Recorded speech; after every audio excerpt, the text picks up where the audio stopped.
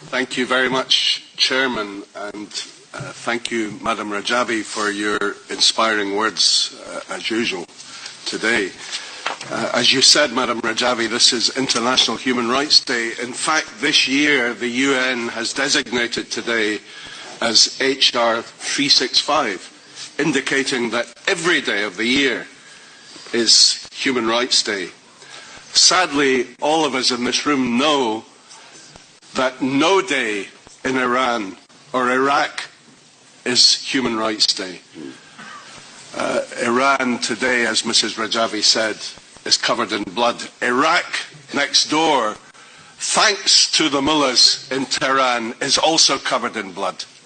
5 years ago, when I was elected as chair of the delegation for relations with Iraq in this House, I was told by many officials and by ambassadors, your job is to cement good relations between the European Parliament and Iraq, to build a good sympathetic relationship.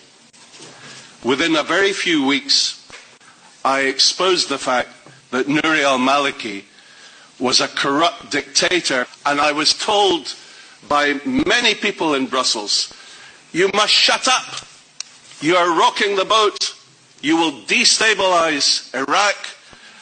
And because Iran insisted and America and Britain backed the appointment, the re-election fraudulently of Nouri al-Maliki, you could even destabilize the nuclear talks in Tehran.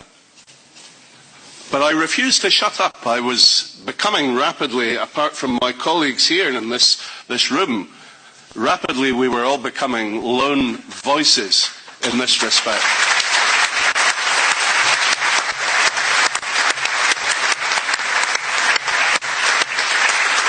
You know, Maliki called a press conference in Baghdad to accuse me of being an enemy of Iraq and a liar.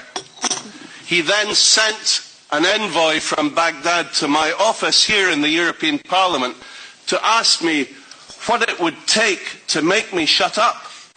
And I said, what it would take will be your resignation and your indictment for crimes against humanity.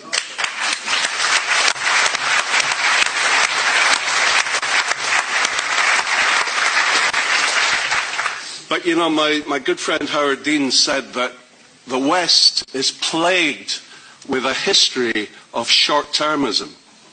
And this is exactly what happened. 5 years ago, Maliki lost the election to Ayad Alawi by 2 seats.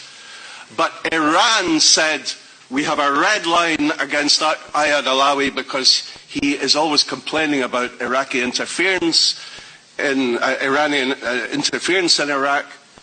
So we no way will allow him to become the Prime Minister. And America and Britain and Europe backed Iran and said, okay, we support Maliki to form a coalition and to take control.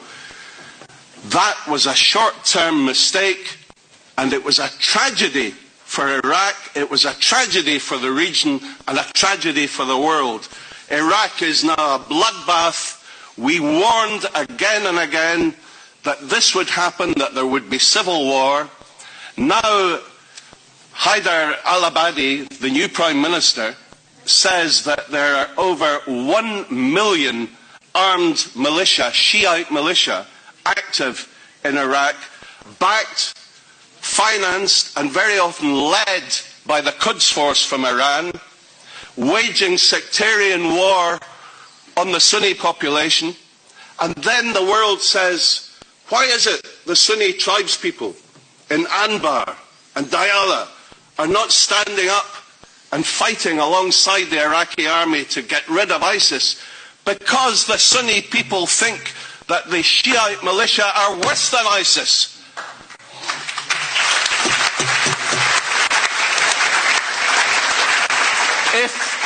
If we are serious about ridding the world of ISIS, if we are serious about encouraging the Sunnis, the tribes in Iraq, to join forces with the Iraqi military, with the Peshmerga in Kurdistan, to help oust ISIS, and this is the only practical way that you can fight against ISIS, then we must rid Iraq of Iranian interference. We must tell Haider al-Abadi, appoint again the generals who were ousted by Maliki because they did not support Iranian interference. Get rid of all the Iranians in Iraq. The PMOI exposed 30,000 names of people who are working in the army, in the intelligence services, in the administration of Iraq, who have been trained and are paid a weekly wage by Iran.